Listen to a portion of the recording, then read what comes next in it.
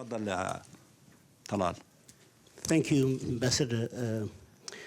My first question, I have a couple of questions for you, and feel free, whoever wants to answer. My first question is concerning the meeting of the GA on Thursday.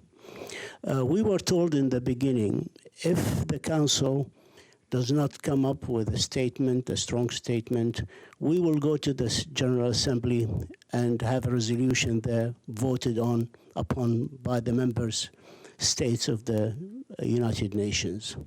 Now we have seen the very weak statement at the Security Council, and we've seen how it was blocked by the United States. So we were expecting to see the Arab and the Muslim groups to go to the General Assembly and submit a draft resolution that will speak to the situation.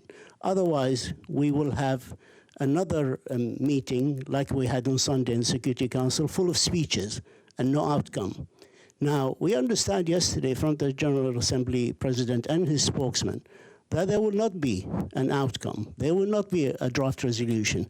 Can somebody explain to me and to our viewers and to people who are listening, why aren't the Arab group and the Muslim Islamic Cooperation Organization submitting a draft resolution to speak to the situation and to condemn the flagrant attacks and name names if you need to. Accountability is important. In the Security Council, our objective is not to fight with anyone. And to more specifically, we don't want to send the Biden administration as a gift to the fascist Israeli government led by Netanyahu. But we wanted to work with them, because what they said in the Security Council, in the deliberation, they were not contradicting with anyone. They agreed to a ceasefire, but they did not allow the Security Council to adopt a position to that effect. So we continued working with them, and we are continuing to work with them, because the interest of the Palestinian people is not to send gifts to Netanyahu. The interest of the Palestinian people is to isolate Netanyahu and his extremist fascist groups until they cannot bear this global pressure on them to stop this aggression, which will happen. But it would have been good had it happened a few days ago. We would have saved lives, but they are dragging it for a long period of time. With regard to the General Assembly, as my brother Sufyan said, once you have this large number of ministers, and every minute we are being told this minister is coming, this minister is coming, so that it's going to be a massive demonstration of solidarity with the Palestinian people and condemnation to the Israeli occupying authority. And we will continue exploring all possibilities, including at the appropriate time, if there is a need for a decision or resolution by the General Assembly. But this requires a lot of consultations and preparation.